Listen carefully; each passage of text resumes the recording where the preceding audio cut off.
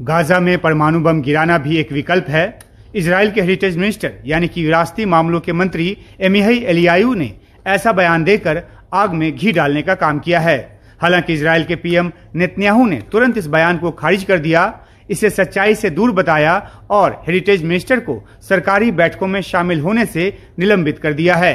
दरअसल नेतन्याहू सरकार के मंत्री के इस बयान से न सिर्फ अरब देशों का गुस्सा भड़कने का खतरा है, बल्कि ये अमेरिका जैसे देश को भी नागवार गुजरेगा, जो कि इजराइल का नजदीकी साझेदार है। और तो और घर में भी इसको लेकर कड़ी आलोचना शुरू हो गई है। इजराइल में विपक्ष के नेता याइर लैपिड ने इसे भयंकर और पागलपन वाला बयान करार दिया है और मंत्री को बर्खास्त करने की मांग की है। इस बीच गाजा में हालात बद से बदतर हो चले हैं। यहाँ 15 लाख लोग अपने ही घरों को छोड़ने को मजबूर हो चुके हैं। इनमें से 5,30,000 लोग दक्षिणी गाजा के उन 92 शिविरों में हैं जिसे यूएन की एजेंसी UNRWA चला रही है। शरणार्थियों की बड़ी तादाद की वजह से यहाँ चारों तरफ अफरा तफरी का माहौल है। अस्पतालों तक में लोग पटे पड़े हैं। लोग यूएन शिविरों के नजदीक सड़कों पर रात बिताने को मजबूर हो रहे हैं।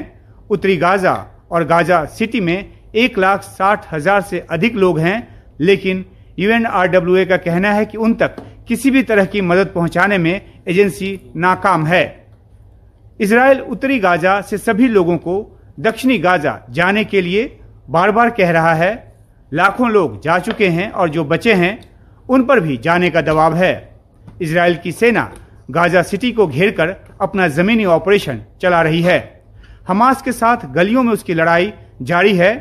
उसकी रणनीति जो अब तक समझ में आई है वो यही कि उत्तरी और दक्षिणी गाजा को अलग कर पहले उत्तरी गाजा से हमास को खत्म करने की है और इसको लेकर वो तमाम कोशिश कर रही है।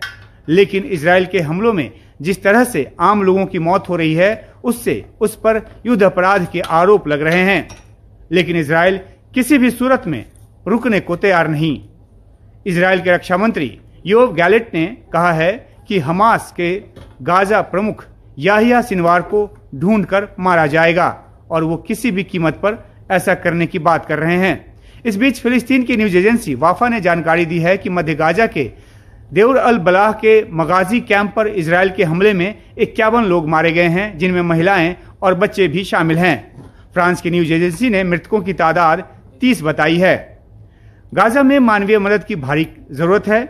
रविवार को 30 ट्रक मदद सामग्री गाजा पहुंची। हालांकि ये हर दिन की जरूरत के हिसाब से नाकाफी है और यूएन बार बार कह चुका है कि गाजा को बहुत अधिक मात्रा में मदद की जरूरत है। इजराइल का फिर दौरा कर जॉर्डन पहुंचे अमेरिकी विदेश सचिव ने गाजा में मानवीय आधार पर युद्ध विराम रोकने और मदद पहुंचाने की वकालत की है। अमेरिकी राष्ट्रपति जो बाइडेन ने भी युद्ध को कुछ समय के लिए रोकने की जरूरत बताई है। हालांकि युद्ध विराम के पहले के तमाम अनुरोधों को इजराइल साफ तौर पर खारिज कर चुका है। वो मानने को तैयार नहीं। वो उसका कहना है कि युद्ध विराम हुआ तो ये हमास के सामने इजराइल का समर्पण होगा।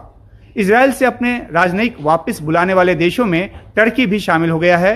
टर्की ने शनिवार को ऐलान किया कि वह इजराइल के पीएम के साथ भी अपने सारे संपर्क तोड़ रहा है। इजराइल तुर्की से अपने राजनयिकों को पहले ही वापस बुला चुका है।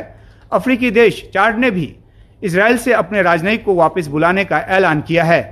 फिलिस्तीन के समर्थन में लंदन और वॉशिंगटन में भी भारी प्रदर्शन हुआ है। हमास ने कहा है कि इजराइल के हमलों के बीच 60 बंधक लापता हैं। हमास के पास 238 बंधक हैं जिनको छुड़ाने को लेकर कई स्तर की मध्यस्थता चलती रही है, लेकिन अब तक कोई नतीजा नहीं निकला है। और इस बीच गाजा में जैसा कि मैंने बताया हालात बद से बदतर हो रहे हैं।